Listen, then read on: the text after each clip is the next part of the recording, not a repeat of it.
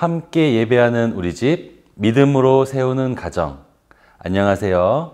여러분과 함께 말씀을 나눌 김호석 목사입니다. 이번 주도 이렇게 가정 예배 자리에 나온 여러분들의 가정을 주님의 이름으로 축복합니다. 그럼 먼저 대표 기도를 하겠습니다. 오늘은 나이가 가장 어린 가족이 대표로 기도할까요?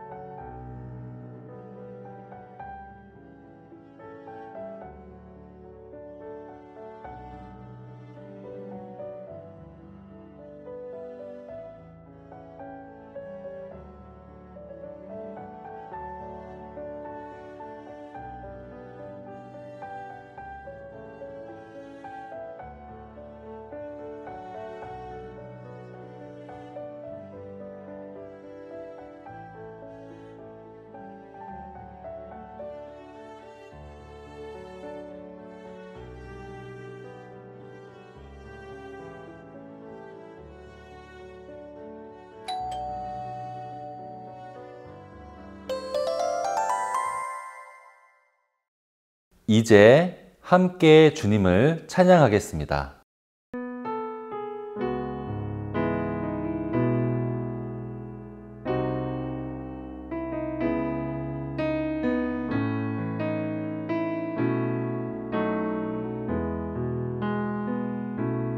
내 아버지 그 품 안에서 내 영혼은 안전합니다.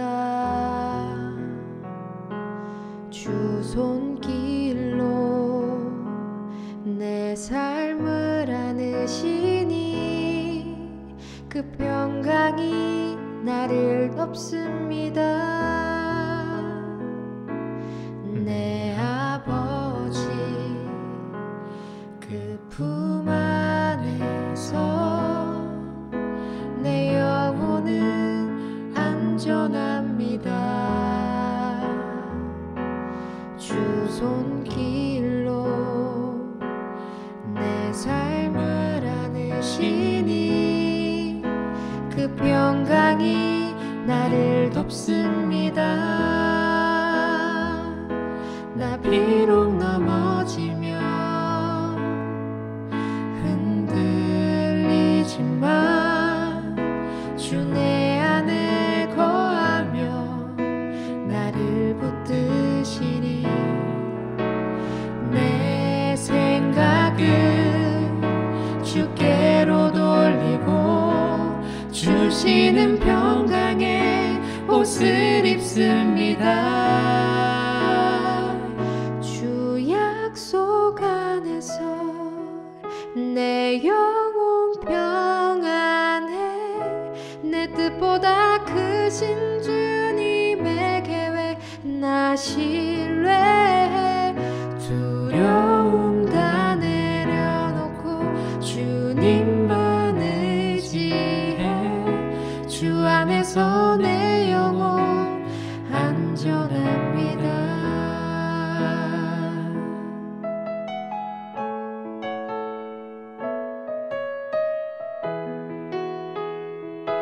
나 비록 넘어지며 흔들리지만 주 내 안에 거하며 나를 붙드시니 내 생각을 주께로 돌리고 주시는 평강의 옷을 입습니다. 주 약속 안에서 내 영혼 평안해. 내 뜻보다 크신 주님의 계획 나 신뢰해. 두려움 다 내려놓고 주님만 의지해.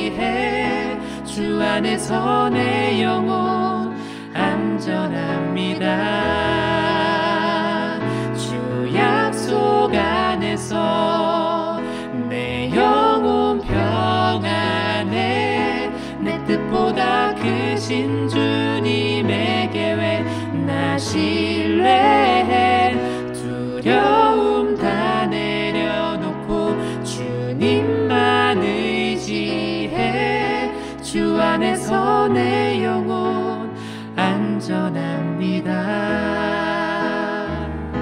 주 안에서 내 영혼 안전합니다.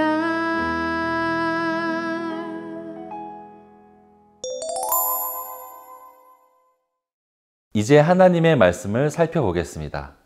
갈라디아서 1장 6절부터 10절입니다. 가족이 돌아가면서 한 절씩 봉독하겠습니다.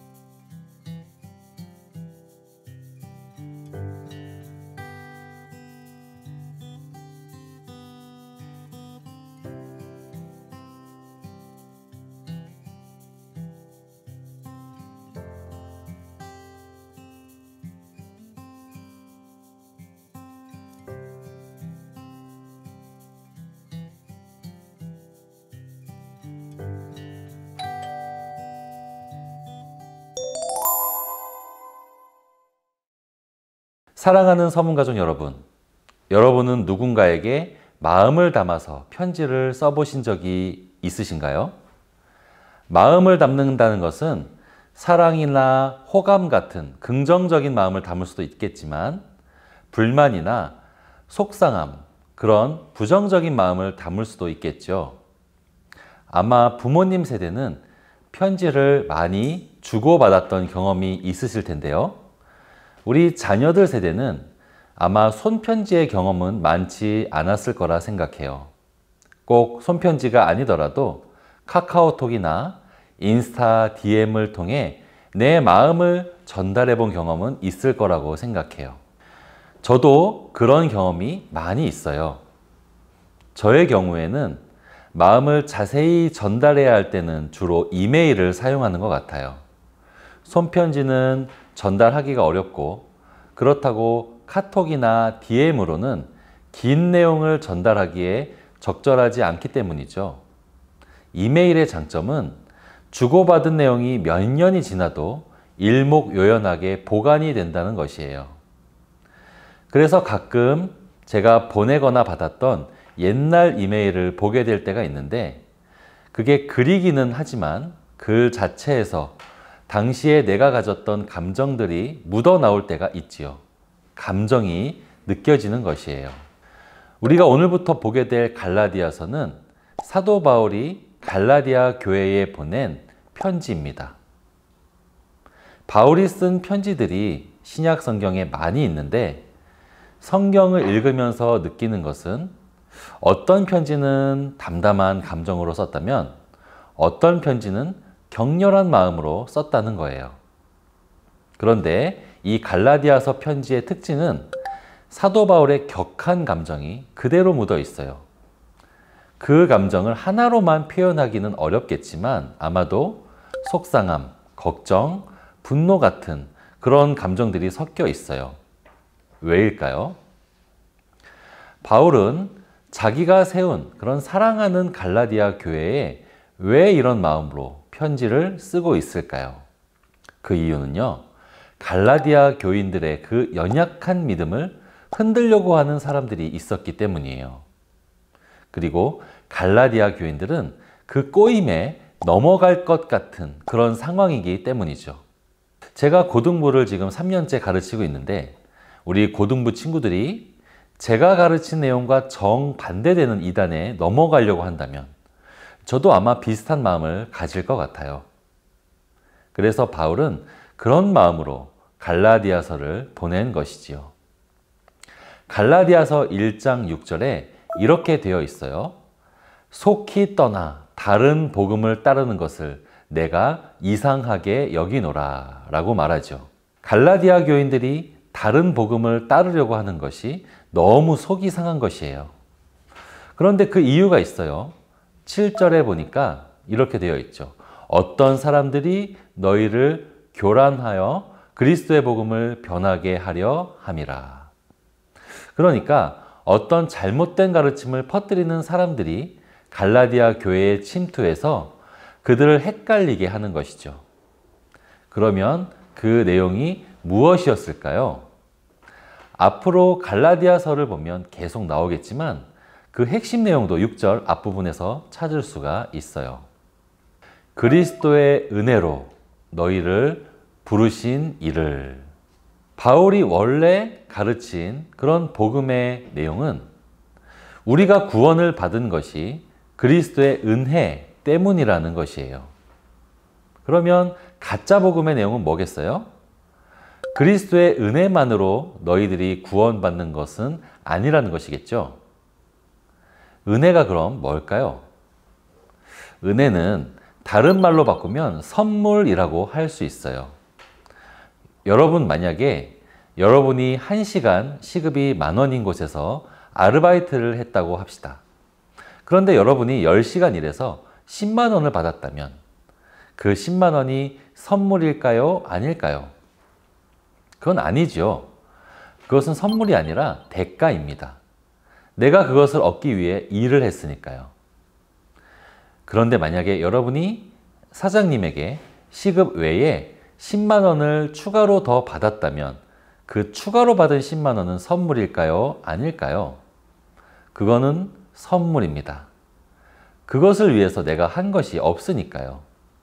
이처럼 선물은 공짜로 받아야지만 선물이라고 하는 거예요. 다시 말하면 은혜라는 말 안에는 우리가 무엇인가를 공짜로 아무 노력과 대가 없이 받았을 때 그것을 은혜라고 하는 것입니다. 바울이 갈라디아 교회를 처음 세울 때 가르쳤던 것은 바로 이 은혜의 복음이었어요.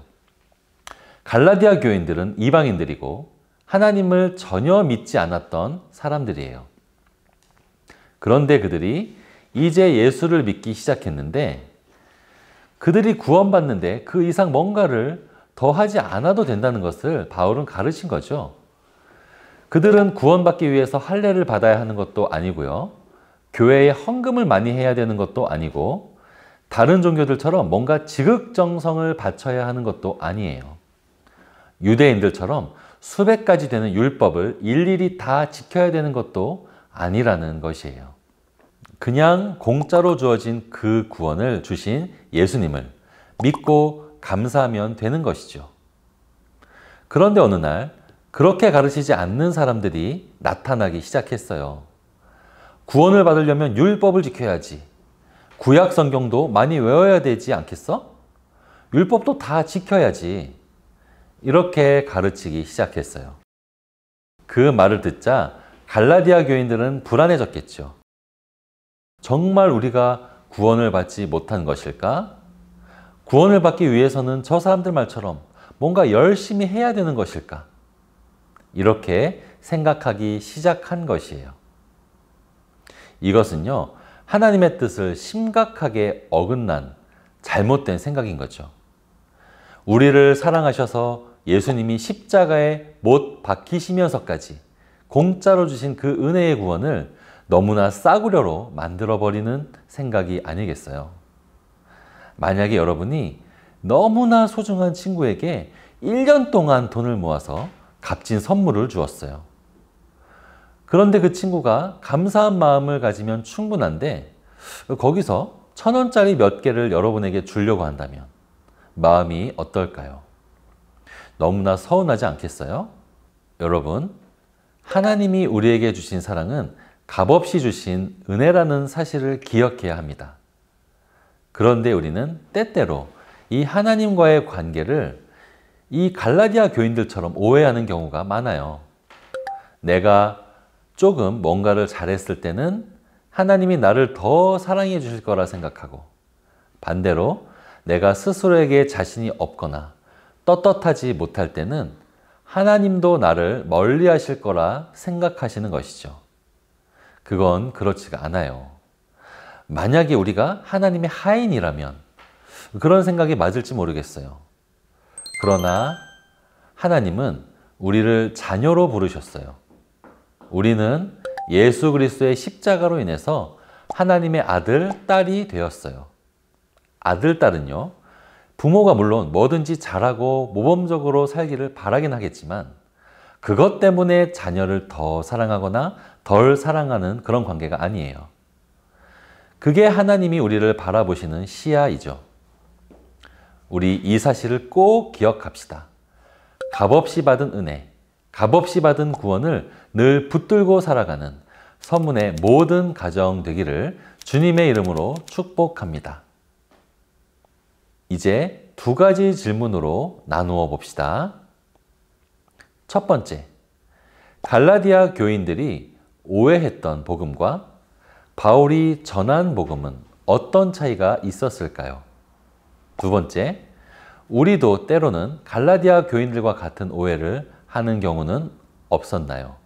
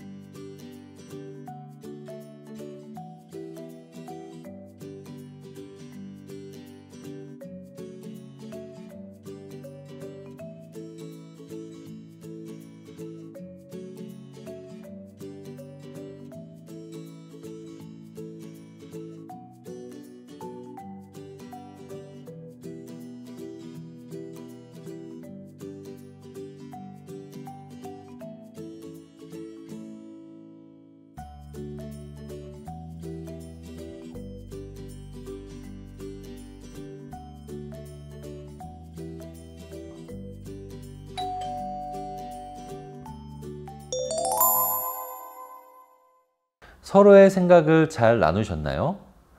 우리 모두 대가 없이, 조건 없이 구원받은 자로서 마음의 자유와 평안을 누리며 한 주 힘차게 살아갑시다. 이제 마치는 기도 하겠습니다. 이번에는 가장 밥을 잘 먹는 가족이 대표로 힘차게 기도할까요? 화면을 참고하여 기도하겠습니다.